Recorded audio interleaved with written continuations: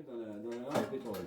Donc on venait acheter du carburant comme ça, c'était vendu à la demande, et il y avait aussi un camelot qui passait dans la rue, comme le vitrier ou le laitier, et il y avait un fût ici, j'ai oublié de vous le montrer là-bas, il était là-bas, c'est un fût d'huile. C'est un fût d'huile qui était reconverti pour mettre le pétrole. Parce qu'il faut savoir que les Américains, avant 1900, nous livraient du carburant dans les fûts en bois. Et au bout d'un moment, les duels avaient beau être bien ajustés, il y avait des fuites, quoi. Il y avait un suintement de pétrole, donc on ne peut pas transporter les fûts en bois au risque de perdre du carburant. Donc on transvidait le pétrole des fûts en bois dans des fûts en galva, comme ça, qui étaient des fûts d'huile. Et là-bas, j'en ai un, c'est un fût d'huile. Donc le camelot passait dans la rue et les gens venaient acheter leur carburant pour Alors, un bidon comme ça faisait une semaine d'éclairage. Donc vous voyez, c'était économique aussi. Hein. Oui. Alors, le carburant était vendu en vrac, mais était vendu aussi en bidon de 5 litres, avec des becs verseurs, pour pouvoir remplir directement la lampe à pétrole.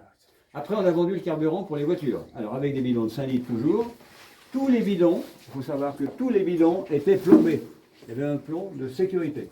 Comme ça, il n'y avait pas de tricherie. Là, c'était pour l'automobile, c'est pour ça qu'il y a un orifice plus gros. Et lorsqu'on achetait 10 bidons, on achetait une caisse dans laquelle il y avait 10 bidons qui étaient plombés, et la caisse était plombée aussi. Il faut savoir qu'à l'époque, les sociétés qui vendaient les bidons en vrac, comme ça, les bidons à l'unité ou par 10 dans les caisses, avaient une usine de ferblanterie et une usine de menuiserie pour faire les caisses. Tout était en emballage perdu. L'exemple de Desmarais Automobiline, ils avaient une usine de menuiserie et de ferblanterie. Donc c'était absolument pas concilié. Comment ? Ah, ma pauvre, si tu savais des recherches que j'ai faites. Et les caisses étaient plombées ici aussi. Alors regardez ce petit dessin là qui en dit long là, cette photo en dit long là. Ah oui. Vous verrez La vieille Pompédure. Et la légende dit, il attendait que l'essence baisse. Mais oui, l'essence n'a pas baissé et le gars il a pourri sa place. Il y est toujours. On pourrait faire ça.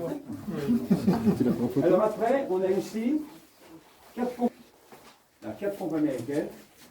Alors c'est là où je réponds à la question de tout à l'heure. Pas de verre pour voir le carburant, ça n'existait pas à l'époque. On pompait simplement le carburant comme ça. On a une crémaillère, donc on pompe, on tire les 5 litres.